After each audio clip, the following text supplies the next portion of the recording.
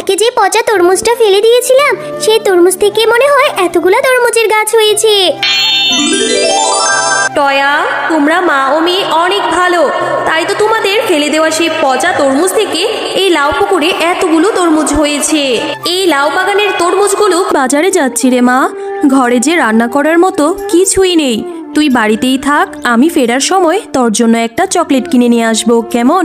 মা, তুমি বাজার করতে যাচ্ছ?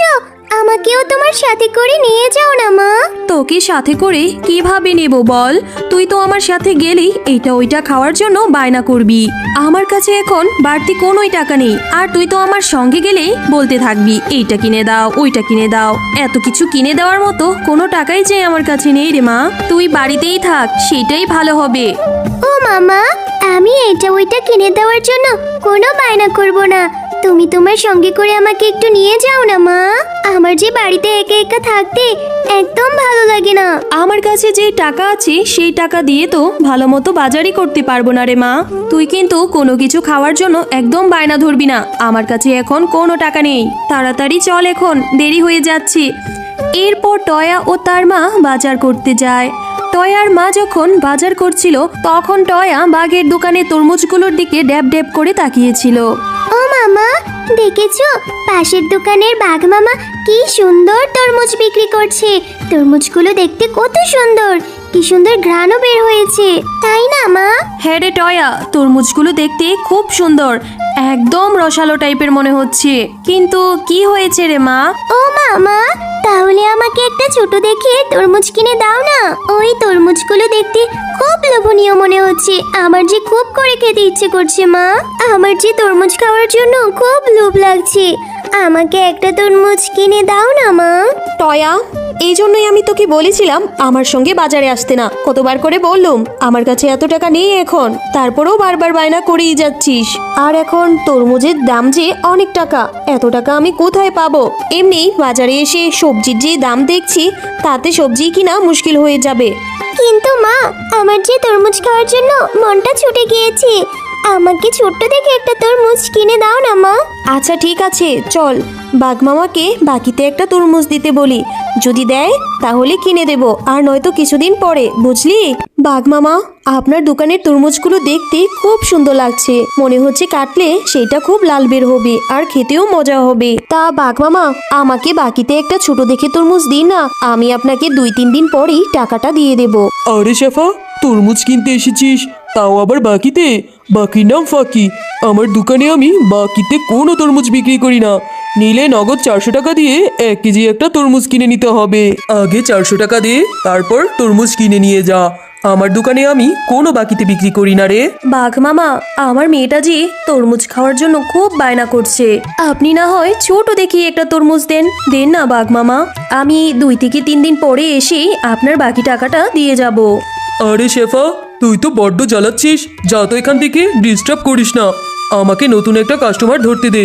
আমি বাকিতে কোনো তরমুজই বিক্রি করি না, টাকা নিয়ে এসে তবেই আমার থেকে তরমুজ কিনে নিয়ে যাবি। আচ্ছা ঠিক আছে বাঘ মামা, একটা তরমুজের জন্য আপনি আমাকে কতই না কথা শোনালেন, অথচ আমার স্বামী বেঁচে থাকতে আপনাদের কতজনকে কত সাহায্য করেছে। দিতে হবে না আপনার বাকিতে তরমুজ, আমি আমার মেয়েটাকে নিয়ে এক্ষুনি চলে যাচ্ছি। এরপর শেফা শিয়ালিনী তার মেয়ে টয়াকে নিয়ে সেখান থেকে মন খারাপ করে চলে যায়। মা, তোমার রান্না করতে তো এখনো অনেক সময় বাকি আছে, ততক্ষণে আমি একটু বেলির সঙ্গে খেলা করে আসি। তাড়াতাড়ি চলে আসবো মা। টয়া, তুই না বললি তোর অনেক ক্ষুধা লেগেছে, এত ক্ষুধা নিয়ে কিভাবে খেলবি? একটু পরেই যাস, এখন আর যেতে হবে না। হ্যাঁ মা, আমি তাড়াতাড়ি চলে আসবো। আর তুমি মন খারাপ করে আছো, আমি জানি। তুমি আমাকে তরমুজ কিনে দিতে পারোনি বলে তোমার খুব মন খারাপ হয়েছে। তুমি আর মন খারাপ করে থেকো না মা। খুব বুদ্ধি হয়েছে, হ্যাঁ, মায়ের মন খারাপও বুঝতে শিখে গিয়েছিস। ঠিক আছে রে মা, আমার টাকা হলে আমি তোকে বড় ভালো দেখে তরমুজ কিনে দেব। তুই যা, এবার খেলতে যা, কিন্তু তাড়াতাড়ি বাড়ি ফিরে আসবি। বেলি, এই বেলি, তুই মাঠে খেলা করতে যাসনি কেন রে? চল চল, আমরা তাড়াতাড়ি করে মাঠে খেলা করে আসি। না রে টয়া, আমি এখন তোর সঙ্গে খেলতে যেতে পারবো না। আমার মাঝে আমাদের বাড়ির পাশের পিছনের জমি থেকে তরমুজ উঠাচ্ছে, আমার মা আমাকে সাহায্য করতে যেতে বলেছে রে। আমি এখন আমার মায়ের সঙ্গে তরমুজ উঠাবো। বেলি, তোদের তরমুজ বাগান থেকে তরমুজ উঠাতে যাচ্ছিস? আমাকেও তোর সঙ্গে করে নিয়ে যা না। আমি তোর সঙ্গে তোর মাকে তরমুজ উঠাতে সাহায্য করব। যদি তোর মা আমাকে একটা তরমুজ দেয় তাহলে আমি সেটা তৃপ্তি করে খাবো রে। আচ্ছা টয়া, তাহলে তুইও আমার সঙ্গে চল।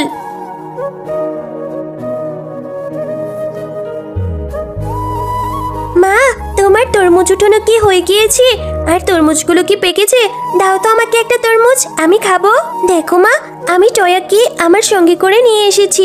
টয়াও নাকি তরমুজ খাবে, ওকেও একটা তরমুজ খেতে দাও না মা। আজ আর তরমুজ উঠাবো না রে বেলি, চল তাড়াতাড়ি বাড়ি চলে যাই। আমাকে আর তোর সাহায্য করতে হবে না। আর টয়াকে নাকি বলছিস তরমুজ দেওয়ার কথা? 1 কেজি তরমুজের দাম কত জানিস? 400 টাকা। টয়াকে ফ্রিতে কেন তরমুজ দিতে যাব বলতো? কাকিমা, তোমাদের তরমুজের জমিতে তো অনেক তরমুজ হয়েছে, ওখান থেকে না হয় আমাকে একটা তরমুজই খেতে দাও। টয়া, তোদের মতো ফকির মিসকিনদের নিয়ে আমি আর পারি না। আমার মেয়েটাকে ভুলিয়ে ভালিয়ে ঠিকই চলে এসেছিস তরমুজ খাওয়ার জন্য। আমি তোকে ফ্রিতে তরমুজ দিতে পারবো না, যা এখান থেকে। মা, আমাদের জমিতে তো অনেক তরমুজ হয়েছে, আর তুমি টয়ার সঙ্গে এরকম ভাবে কেন কথা বলছো? ওরা তো অনেক গরিব, ওদের তো তরমুজ কিনে খাওয়ার মতো সামর্থ্য নেই। আমাদের এখান থেকে একটা তরমুজ দাও না মা। আচ্ছা ঠিক আছে রে মা, তুই যেহেতু এত করে বলছিস তাহলে আমি একে কিভাবে ফিরিয়ে দেই। এই টয়া, এই দেখ, আমার পাশে একটা তরমুজ পড়ে আছে। এই তরমুজটা কাটলে দেখতে পাবি কিছু অংশ পচা, আবার কিছু অংশ ভালো আছে। ভালো অংশটুকু খেয়ে পচা অংশটুকু ফেলে দিস, কেমন? ঠিক আছে কাকিমা, আমি এই তরমুজটা নিয়েই বাড়িতে চলে যাব। তরমুজটা কেটে ওখান থেকে যদি কিছু ভালো অংশ বের হয় তাহলে আমি সেই অংশটুকু তৃপ্তি করে খাবো। এরপর টয়া সেই পচা তরমুজটা নিয়ে তাদের বাড়িতে চলে যায়। ওমা দেখো, বেলির মা আমাকে কত বড় একটা তরমুজ দিয়েছে। ওদের তরমুজের জমিতে না অনেক তরমুজ হয়েছে। মা, উপরের অংশটুকু নাকি পচা আর নিচে নাকি ভালো অংশ আছে। আমাকে এই তরমুজটা কেটে দাও না মা, আমি বসে বসে খাবো। টয়া, আমি সেই কখন থেকে তোর জন্য খাবার সামনে নিয়ে বসে আছি, আর বাঘিনী ভাবি তোকে একটা পচা তরমুজ ধরিয়ে দিল, আর তুই কিনা সেটা নাচতে নাচতে নিয়ে আসলি। মা, এই তরমুজটা তো পুরো পচা না। তরমুজটা কাটলে ওখান থেকে কিছু অংশ ভালোও বের হতে পারে। মা, তুমি আমাকে তরমুজটা কেটে ওখান থেকে ভালো অংশটুকু দাও না, আমি মজা করে খাবো। টয়া, এত জেদ ধরিস না রে মা। এই পচা তরমুজ খেলে তোর পেটে সমস্যা হবে, আর পেটে সমস্যা হলে খুব অসুস্থ লাগবে, তখন ডক্টর ইঞ্জেকশন দিবে। তুই চিন্তা করিস না রে মা, আমার টাকা হলে আমি তোকে ভালো দেখে একটা বড় তরমুজ কিনে দেব। তুই এখন এটা ফেলে দিয়ে আয়। আচ্ছা ঠিক আছে মা, আমি এখনই আমাদের বাড়ির সামনে লাউ পুকুরে এই তরমুজটা ফেলে দিচ্ছি।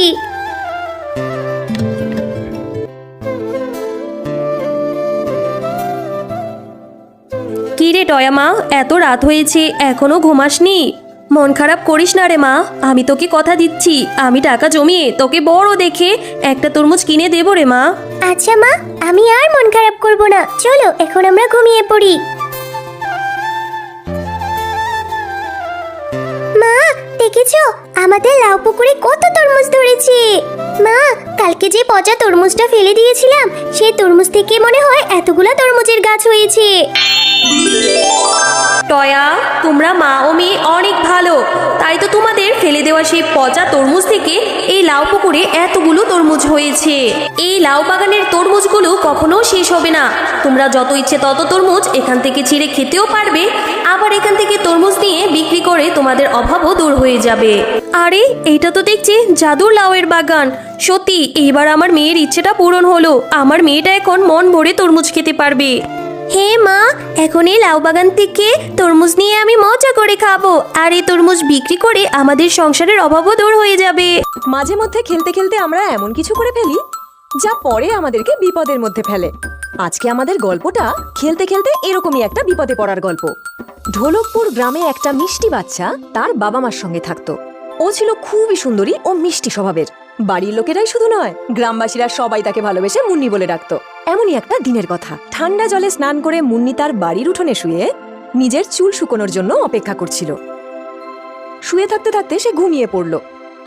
সেই সময় একটা ছোট্ট সাপ সেখানে এসে তার খোলা চুলের মধ্যে ঢুকে পড়ল। তার ভেজা চুলের মধ্যে সাপটা এত ঠান্ডা অনুভব করলো যে সাপটা সেখানে ঘুমিয়ে পড়ল। কিছুক্ষণ পর মুন্নির মা এসে মুন্নিকে ডেকে তুলল। মুন্নি, এ মুন্নি, ওঠ, চুল খোলা রেখে ঘুমোচ্ছে, আয় চুলটা বেঁধে দি। মুন্নি, চল না, কতক্ষণ ধরে তোর জন্য অপেক্ষা করছি। কেন ভুলে গেলি আজকে আমাদের পুতুলদের বিয়ে তো? আরে হ্যাঁ, চল চল। আরে জল খাবার খেয়ে যাবি তো? আমি পুতুলের বিয়েতে ঠিক খেয়ে নেব। এরপর মুন্নি তার কয়েকজন বান্ধবীদের সাথে পুতুলের বিয়ে দেওয়ার খেলায় মেতে উঠল। খেলতে খেলতে বিয়েতে 7 পাক ঘোরার কথা উঠতেই ও তার পুতুলটাকে তুলে 7 পাক ঘুরতে লাগলো। ওদের সাথে সাথে মুন্নির চুলে আটকে থাকা সাপটারও 7 পাক ঘোরা হয়ে গেল। চলো, পুতুলদের বিয়ে সম্পন্ন হয়েছে। আজ থেকে এরা দুজন স্বামী স্ত্রী হলো। মুন্নি, এবার তুমি তোমার পুতুল কমলাকে দিয়ে দাও। কেন? আরে কারণ এদের বিয়ে হয়ে গেছে।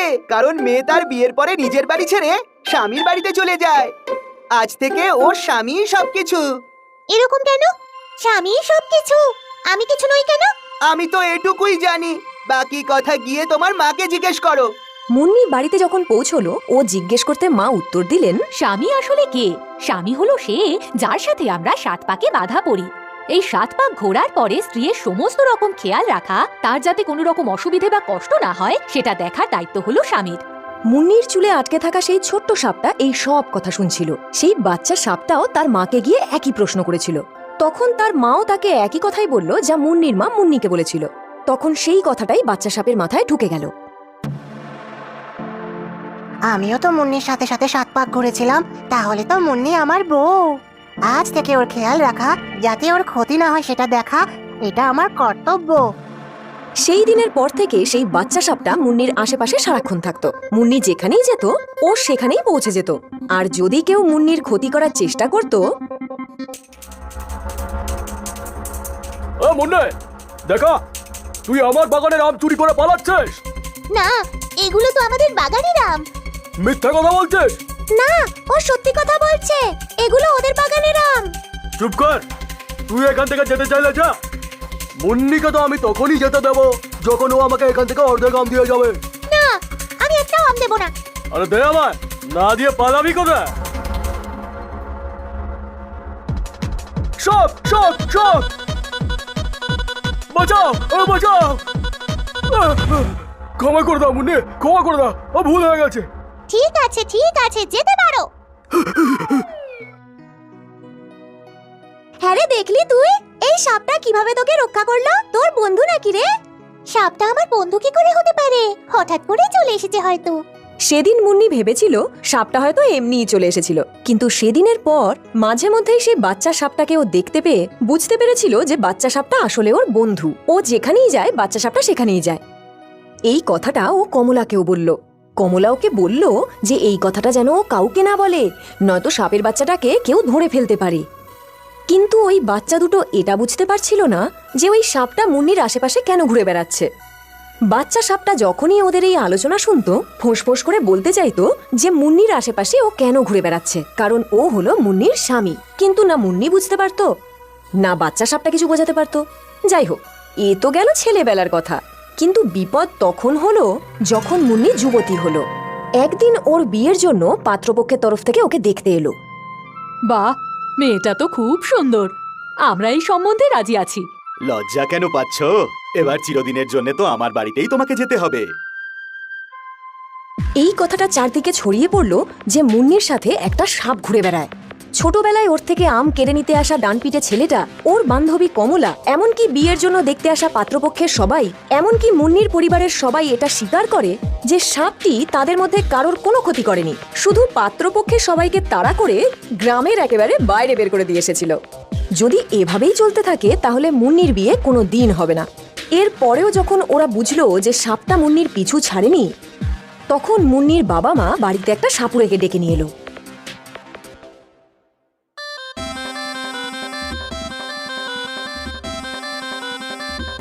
আরে কে রে তুই? কেন এই বাচ্চাটার পেছনে পড়ে আছিস? ভয় পাবেন না, ও আপনাদের কিছু বলতে চায়। বল, কেন এই বাড়ির মেয়ের পেছনে পড়ে আছিস? স্বামী? তুই আবার কার স্বামী? কিভাবে? এটা বিয়ে নয়, বাচ্চাদের খেলা ছিল। তুই জোর করে 7 পাক ঘুরে নিলে কি হবে? তা বলে এটাকে বিয়ে বলা যায় না। ভালোয় ভালোয় চলে যায় এখান থেকে। তুই দেখছি এভাবে ছাড়বি না আমাদের মেয়েটাকে।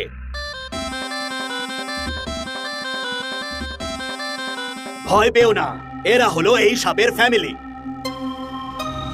বোঝান আপনাদের সন্তানকে, না হলে ওকে ধরে আমার ঝুড়িতে ভরে ওর এমন অবস্থা করব যে মানুষের ছায়া দেখলেও ভয় পালিয়ে যাবে।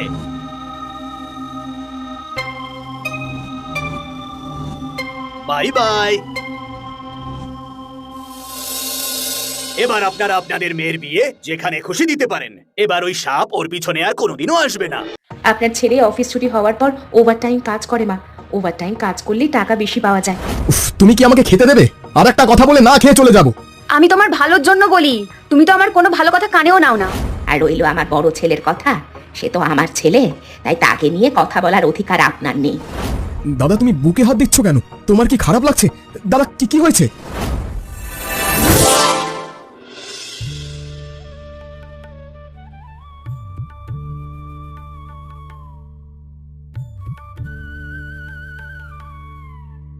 খুব ক্লান্ত লাগছে বুঝলি, সারাদিন খুব পরিশ্রম করতে হয়। ব্যবসা সামলানো খুব কঠিন, একা হাতে আর পেরে উঠি না। আগে জল খেয়ে নি। তুমি সাহস করে কি সুন্দর ব্যবসা শুরু করেছো, আর এদিকে আমার অবস্থা দেখো। সংসার দেখাশোনা করা ছাড়া আর কিছুই করতে ভালো লাগে না। এত বড় সংসার তোর দাদা আর চালিয়ে পারছে না। ছোট একটা চাকরি করে, সামান্য কিছু বেতন, তাই সাহস নিয়ে শাড়ির ব্যবসা শুরু করলাম। ব্যবসায় লাভ করতে পারলে আমাদের অবস্থা বেশ ভালো হবে। তোমার দেওরও তো কিছু করে না, তার নাকি চাকরি করতে ভালো লাগে না। 2 দিন চাকরি করে আবার ছেড়ে চলে আসে। এইভাবে কি করে চলবে বলো তো? চাকরি করতে ভালো না লাগলে ব্যবসা করতে হবে, কিছু না করে তো বসে থাকা যায় না। ও দিদি, তুমি একটু বুঝিয়ে বলো না, তোমার কথা শুনতে পারে। আচ্ছা দেখবো। ছোট, আমার মাথাটা খুব ধরেছে, চা খেতে পারলে ভালো লাগতো।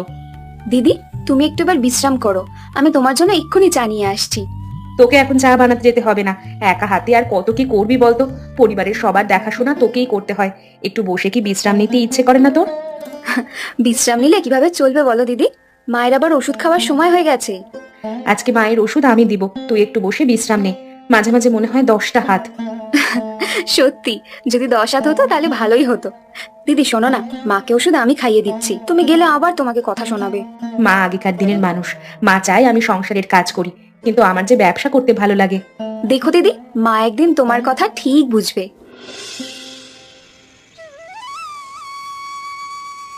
মা, আপনার ওষুধ খেয়ে নিন। আজকে তুমি এলে যে, ছোট বউ কোথায়? তোমার দ্বারা তো আবার এই সব কাজ হয় না।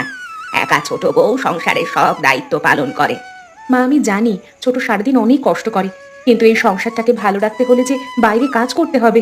এই বাড়ির মেয়েরা কখনো বাইরে কাজ করে না, মেয়েদের কাজ হলো ঘর সংসার দেখা। আর তুমি সেই সকালে উঠে যাও ব্যবসা সামলাতে, এই বাদ দিয়ে সংসারের কাজে মনোযোগ দাও। মা, পুরনো ধ্যান ধারণা আমাদের বদলাতে হবে। মেয়ে বলে বাইরে কাজ করা যাবে না, এটা আবার কেমন কথা? আমি আগেকার দিনের মানুষ, তোমাদের মতো এত বুঝি না বাবু। ব্যবসা করে বিশাল কিছু করে ফেলেছো এমনটাও তো নয়। আস্তে আস্তে হবে মা, কেবল তো শুরু করলাম। দেখবেন আমি একদিন নাম করা ব্যবসায়ী হব। ছোট থেকে আমার ইচ্ছা ছিল একজন ব্যবসায়ী হবার, তবে আপনার ছেলে সাপোর্ট না দিলে আমার পক্ষে কিছুই করা সম্ভব হতো না। তোমার মতো এত কঠিন কঠিন কথা আমি বুঝি না।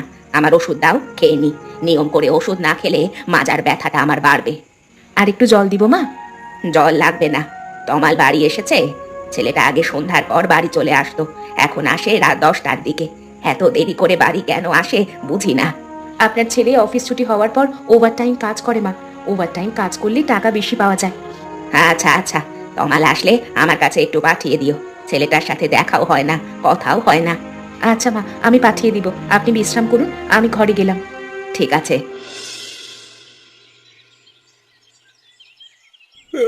নাস্তা হলো? তাড়াতাড়ি করো, আজকে একটা কাজে বার হতে হবে, দেরি হলে সমস্যা। তোমার আবার কি কাজ? তোমার তো খাওয়া ঘুম ছাড়া আর কোনো কাজ আছে বলে আমার মনে হয় না। দিদি একা ব্যবসা দেখাশোনা করে, তুমি তো দিদিকে গিয়েও একটু সাহায্য করতে পারো। একটু আলু ভাজি দাও। কি হলো? আমার কথায় তুমি গুরুত্ব দিলে না তো? এক কান দিয়ে শুনলে আরেক কান দিয়ে বার করে দিলে। তোমার কথা গুরুত্ব দিতে গেলে ঝামেলা হবে, তাই চুপচাপ থাকাই ভালো। একটু শান্তি করে নাস্তা করে নি। একটা কিছু করো, দাদা একা এই সংসারের জন্য আর কত করবে? সংসারের দায়িত্ব পালন করতে গিয়ে দাদার জীবনটা যে শেষ হয়ে গেল। অফিস শেষ করে আবার ওভার টাইমও করে। উফ, তুমি কি আমাকে খেতে দেবে? আর একটা কথা বলে না খেয়ে চলে যাব। আমি তোমার ভালোর জন্য বলি, তুমি তো আমার কোনো ভালো কথা কানেও নাও না। আমাকে একটা কথা বলো তো, সারাদিন শুয়ে বসে থাকতে তোমার ভালো লাগে? শুয়ে বসে থাকতে কার ভালো লাগে বলো? আমি তো আমার মনের মতন একটা কাজ করতে চাই। চাকরি করার আগে মনে করি এটা মনে হয় আমার মনের মতনই হবে। 2 দিন অফিসে যাওয়ার পর আর ভালো লাগে না। তোমার তো ধৈর্য নেই। যে কোনো কাজে ধৈর্য ধরে রাখতে হয়, তাহলে আস্তে আস্তে সব ভালো হয়। তুমি দেখি অনেক বোঝো। একটা কাজ করো, তুমি বরং চাকরির জন্য চেষ্টা করো। আমার বাবু সব চাকরি বাকরি করতে ভালো লাগে না। তাছাড়া আমি যদি চাকরি করি তাহলে এই সংসার কে দেখবে শুনি? তোমার সাথে কথাই বলা মুশকিল। আচ্ছা, আমি বেরোলাম, বাড়ি ফিরতে দেরি হবে। খাবারটা শেষ না করে চলে গেল। আসুন আসুন, বসুন। কি খাবেন বলুন, চা নাকি কফি? কিছুই খাবো না। কাস্টমারের সাথে আপনাদের ব্যবহার দারুণ লাগলো। আপনার শাড়ির দোকানটা বেশ ভালো। এই এলাকায় এত সুন্দর একটা শাড়ির দোকান আমি তো ভাবতেই পারছি না। আমাকে দেশি প্রিন্টের কিছু শাড়ি দেখাতে পারবেন? নিশ্চয়ই পারবো। এই মনোজ, দেখো শাড়িগুলো খুবই সুন্দর। হ্যাঁ, বেশ ভালো। তুমি নেবে? আচ্ছা, এই শাড়ির দাম কেমন? 500 টাকা করে, তবে দুইটা নিলে একটু কম রাখতে পারবো। দুইটা নিলে 50 টাকা কমে রাখতে পারবো। অনেক কম দাম তো। আমাদের ওইদিকে এই শাড়িগুলো 800 টাকা করে প্রাইস। আচ্ছা, আপনি এত কমে কিভাবে দিচ্ছেন? আমি সরাসরি কাপড় যেখানে তৈরি হয় সেখান থেকে নিয়ে আসি। মনোজ, আমরাও তো শাড়ির ব্যবসা করতে পারি। আমাদের এলাকায় এই শাড়ির চাহিদা খুব। আচ্ছা, আমি আপনার দোকানে রোজ লোক পাঠিয়ে দেবো, আপনি আমাকে 10টা করে শাড়ি দিতে পারবেন? অবশ্যই পারবো। তাহলে আজ থেকে শুরু হোক। আপনি আমাকে 10টা শাড়ি প্যাক করে দিন। এই নিন শাড়ির দাম। যদি কিছু মনে না করেন একটা কথা জিজ্ঞেস করতে পারি? আপনারা কি এই এলাকায় নতুন এসেছেন? জি, আমরা নতুন। আমরা স্বামী স্ত্রী এবং কলিগ এইদিকে ঘুরতে এসেছি। আপনার দোকানটা দেখে এখানে আসলাম আর কি। হ্যাঁ, আপনাদের সাথে পরিচয় হয়ে খুবই ভালো লাগলো। এখন থেকে নিয়মিত দেখা হবে। সে তো বটে। আচ্ছা, আমরা এখন তবে আসি। কাল দোকানে লোক পাঠিয়ে দেবো। মনে হয় এবার আমার কপাল খুলে যাবে। মা, এই নাও তোমার ওষুধ। তোমার মাজার ব্যথা এখন কেমন? সারাদিন এত ব্যস্ত থাকি, বাড়ি এসে আর তোমার সাথে দেখা করা হয়ে ওঠে না। আছি মোটামুটি। ওই বয়সে ওষুধ খেলেও ব্যথা পুরোপুরি সারবে বলে মনে হয় না। তুই কিছু খেয়েছিস? এখনই কিছু খাওয়া হয়নি। ছোট বউ অবশ্য ঘরে ভাত রেখে এসেছে। অনেক রাত হলো মা, তুমি ঘুমিয়ে পড়ো। চোখে ঘুম নেই বাবা। শুয়ে থেকে এপাশ ওপাশ করতে করতে তারপর ঘুম আসে। বাবা, তোকে একটা কথা বলি। বড় বৌমাকে এভাবে কাজে পাঠিয়ে একেবারে ঠিক করিসনি। এত রাত হয়েছে এখনো বাড়ি আসেনি। কি করবো মা, তার ইচ্ছেকে আমি দমিয়ে রাখতে পারি না। লেখাপড়া জানা মেয়ে, একটা কিছু করতে চায়, আমি কেমন করে বাধা দেবো বলো তো? ছোট বউ একা আর কত করবে? সংসারটা তো ছোট বউয়ের একার নয়। সেই ভোরে ঘুম থেকে ওঠে আর সবার জন্য চিন্তা নিয়ে কাজ শুরু করবে। কে কি খাবে, কি করবে, সব ছোট বউ। ছোট বউ অনেক কষ্ট করে। দেখি পারলে একটা লোক রাখতে হবে। তোমার জানা লোক কেউ থাকলে আমাদের বাড়িতে কাজ করে কিনা দেখো। ফ্রিতে তো কেউ কাজ করে দিবে না, তাকে তো আবার মাস গেলে মাইনে দিতে হবে। তুই বা এত টাকা কোথায় পাবি? বড় বউ যদি কাজে সাহায্য করত তাহলে ছোট বউয়ের একা এত কষ্ট হতো না। মা, আপনার জন্য স্যুপ এনেছি, একটু খাইয়ে দিই। দেখলি বাবা, আমার জন্য তার কত চিন্তা। রাতে আমার ক্ষুধা লাগবে বলে স্যুপ নিয়ে এসেছে। মা, তুমি স্যুপ খাও, আমি ঘরে গেলাম। কোনো কিছু প্রয়োজন হলে আমাকে বলবে। মা, আপনি সবসময় দিদির ওপর রেগে থাকেন। দিদি খুব ভালো মানুষ মা, আপনি দিদির ওপর রেগে থাকবেন না।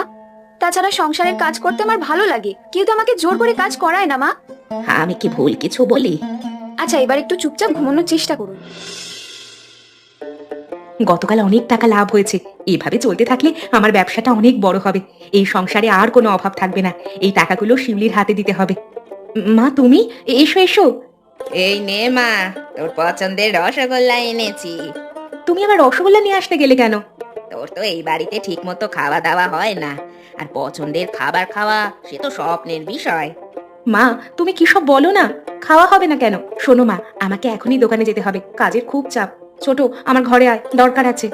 কাকিমা জি, আপনার শরীর কেমন আছে? বেশ ভালো। রসগোল্লা আছে, বাড়ির সবাইকে দিয়ে দে। আর এই টাকা সংসার খরচের জন্য। সত্যি দিদি, তুমি সংসারের জন্য কত ভাবো। আর এদিকে আমি দেখো, বাড়ির কাজ ছাড়া আর কিচ্ছু করতে পারি না। বাড়ির কাজটাই বা কজনে পারে বল? দিদি, আমি এবার গেলাম। অনেক কাজ পড়ে আছে কাকিমা, আপনার সাথে আমি আবার পরে গল্প করব, কেমন? এটা তুই কি করলি? মিষ্টি আমি তোর জন্য নিয়ে এসেছিলাম, আর তুই কিনা সবাইকে দিয়ে দিলি। আর টাকা রোজগার করে সব খরচ করলে তো চলবে না, নিজের তো একটা ভবিষ্যৎ আছে। সব সংসার খরচের জন্য দিয়ে দিলি। একা তোমার জামাই চাপ নিতে পারছে না, আমি সংসারের খরচ দিলে তোমার জামাই একটু রেস্ট পাবে। ওকে বলবো ওভারটাইম আর কাজ করার দরকার নেই। জামাই মেয়ে মিলে দেখে এই সংসারের জন্য একেবারে জীবন দিয়ে দিবি। তোমাকে এইসব নিয়ে চিন্তা করতে হবে না মা, এখন আমি আসি, বাড়ি ফিরে তোমার সাথে কথা হবে। না না, এসব কি হচ্ছে? রাধা যদি কোনো টাকা পয়সা জমাতে না পারে তাহলে তোর ভবিষ্যৎ অন্ধকার। আমি থেকে ওকে পরামর্শ দিতে হবে। রাধা শাশুড়ির সাথে দেখা করে আসি। ভালো আছেন দিদি? শুনলাম আপনি নাকি মাজার ব্যথার জন্য উঠতে পারেন না। এই তো চলে যাচ্ছে। ঠিকই শুনেছেন, এখন আর আগের মতো হাঁটা চলা করতে পারি না। অনেক পরে আসলেন, কিছুদিন থাকবেন? বৌমা, মেয়ের বাড়িতে থাকতে পারবো না, এবার কয়েকদিন থাকার জন্য এসেছি। আপনি এসে তো ঝামেলা শুরু করে দেন। কিছু বললেন দিদি? না না, কিছু বলিনি। আপনার চা নাস্তা কি হয়েছে? হয়েছে দিদি, শিউলি আমাকে পরোটা, মিষ্টি আর মাংস খেতে দিল, তারপর চাও দিল। ছোট বউ বাড়ির সব কাজ একা হাতে সামলায়, সবার দেখাশোনা ও একাই করে। আপনার বড় বউ হাত ভরে সংসারের জন্য টাকা দিচ্ছে, এই কথা যে বললেন না দিদি, একটা কথা ভেবে দেখুন তো, যদি আপনার বড় ছেলে আর বড় বৌমা সংসার থেকে আলাদা হয়ে যায় তাহলে কেমন হবে? এই যে ওষুধগুলো দেখছেন না, এইগুলো তো আর আপনার টেবিলে আসবে না। শুনুন, আপনাকে একটা কথা বলি, বড় বৌমাকে আমি বাইরে কাজ করতে বলি না, সে নিজের ইচ্ছায় কাজ করে। সংসারে টাকা দেওয়াটা তারই ব্যাপার, আমরা তাকে টাকা দিতে বলি না। আর রইল আমার বড় ছেলের কথা, সে তো আমার ছেলে, তাই তাকে নিয়ে কথা বলার অধিকার আপনার নেই। আপনি রেগে যাচ্ছেন কেন? আমি তো রাগের মতো কিছু বলিনি। শুনুন, এই বাড়িতে এসেছেন ভালো কথা, কিন্তু কোনো ঝামেলা করবেন না। আপনি আসেন এখানে ঝামেলা করতে। আপনি এভাবে আমাকে বলতে পারলেন? মেয়ে জামাই আসুক, ওদের সাথে বলবেন আপনি আমার সাথে কেমন ব্যবহার করেছেন। ঠিক আছে, আপনার যা খুশি তাই বলতে পারেন। দিদি আজকে 50টা শাড়ি লাগবে, 10টা শাড়িতে হচ্ছে না, ভালো হয় যদি 100টা শাড়ি দিতে পারো। আজকে 50 পিস দিতে পারবো, সামনের সপ্তাহ থেকে 100 পিস করে দেওয়া সম্ভব হবে। আপনি একাতে ব্যবসা সামলাচ্ছেন দেখে বেশ ভালো লাগছে। আপনার মতো কয়জন পারে বলুন তো? চেষ্টা করি, বড় হতে হলে তো কষ্ট করতে হবে, আর কষ্ট না করলে কোনোভাবেই বড় হওয়া সম্ভব না। আপনার কথায় বেশ যুদ্ধ আছে। এই ব্যবসা আপনি করছেন, আপনার বাড়ির লোকজন মানে ইয়ে করে, মানে মানে আপনাকে মানে দেখে সাপোর্ট করে? হ্যাঁ, করবে না কেন? তারা যদি সাপোর্ট না করতো তাহলে কি আমি ব্যবসা করতে পারতাম? আর একটা কথা, অনেকের হয়তো পছন্দ হয় না আমি ব্যবসা করি, কিন্তু তাদের কথা শুনতে গেলে তো চলবে না। একদম ঠিক বলেছেন দিদি, আমাকে অনেক বাধা অতিক্রম করে চাকরি ব্যবসা করতে হয়, কিন্তু আমাদের মতো মেয়েরা যদি কাজ না করে তাহলে সমাজের উন্নতি হবে কি করে? এই পিছিয়ে পড়া সমাজকে এগিয়ে নিয়ে যাওয়ার জন্য তো নারীদের কাজ করতে হবে। আপনার আমার মতো সবাই যদি বুঝতো তাহলে সমাজটা অনেক আগে এগিয়ে যেত। বৌদি, তুমি অনেক ব্যস্ত তাই না? আমি একটা দরকারে এসেছিলাম। খুবই ব্যস্ত দেখছিস তো, বল কি বলতে চাইছিস? আমাকে কিছু টাকা দেবে? আমার হাতে একদম টাকা নেই। এই নে 1000 টাকা, এতে চলবে? হ্যাঁ, খুব চলবে। বৌদি, তোমার কষ্ট হচ্ছে? একটা কাজ করি, আমি তোমাকে কাজে সাহায্য করি। আমার না চাকরি ভালো লাগে না, পরের অধীনে কাজ করা আমার পক্ষে সম্ভব না। পরের অধীনে কাজ করার দরকার নেই, তুই দোকানে এসে আমাকে সাহায্য করলেই তো পারিস। সেটা অবশ্য করা যায়।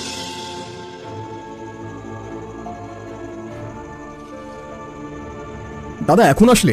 এত রাত অব্দি অফিস করতে তোমার খুব কষ্ট হয়ে যায়। এবার তো ওভারটাইম অফিস করা বন্ধ করতে পারো। আমি আর বৌদি মিলে ব্যবসাটা তো দেখছি, এখন ব্যবসা থেকে অনেক লাভ হচ্ছে। তুই যে সংসারের জন্য ভাবছিস, এতে করে আমার কি যে শান্তি লাগছে তোকে বলে বোঝাতে পারবো না। বৌদির একা খুব কষ্ট হয়ে যায়, অনেক পরিশ্রম করতে হয়। সেদিনই দোকানে না গেলে বুঝতেই পারতাম না। তারপর থেকে রোজ আমি দোকানে বৌদিকে কাজে সাহায্য করে দিই। এই টাকাগুলো বৌদি সংসার খরচের জন্য দিয়েছে। সত্যি আমাদের বাড়ির দুই বউয়ের কোনো তুলনা হয় না। একজন সংসার দেখছে আর একজন বাইরে কাজ করে সংসারের দায়িত্ব নিচ্ছে। বলতে পারি আমাদের দুই ভাইয়ের কপাল ভালো। দাদা, তুমি বুকে হাত দিচ্ছ কেন? তোমার কি খারাপ লাগছে? দাদা, কি হয়েছে? দাদা কি হয়েছে? শিউলি, দাদা কেমন করছে? দাদাকে এক্ষুনি হসপিটালে নিয়ে যেতে হবে। আমি একটা কাজ করি, আমি গিয়ে দিদিকে ডেকে নিয়ে আসি, আর তুমি একটা গাড়ির ব্যবস্থা করো, যা করে তাড়াতাড়ি করতে হবে। দাদা, তোমার কিচ্ছু হবে না, আমরা থাকতে তোমার কিচ্ছু হতে দেবো না। জামাই বাবা, এ কি হয়ে গেল? আমার জামাইকে এই বাড়ির লোকজন শেষ করে দিয়েছে। আপনি চুপ করুন তো, আমার দাদাকে নিয়ে আপনাকে আর ভাবতে হবে না। আমি সাথে করে গাড়ি নিয়ে এসেছি, তোমরা সবাই মিলে কষ্ট করে ধরে গাড়িতে তোলো।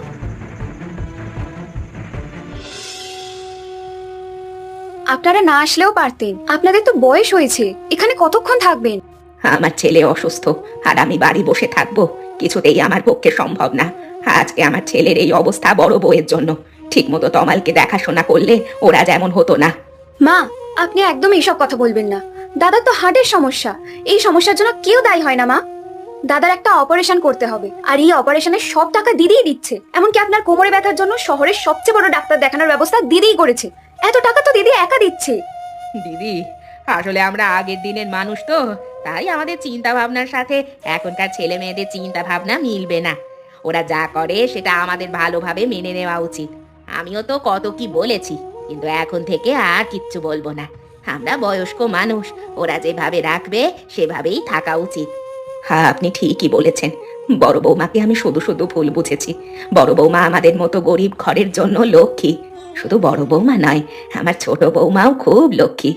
আপনার কপাল অনেক ভালো, লক্ষ্মী দুই বৌমা পেয়েছেন। আপনার কপালও ভালো, কারণ আপনি লক্ষ্মী জামাই পেয়েছেন।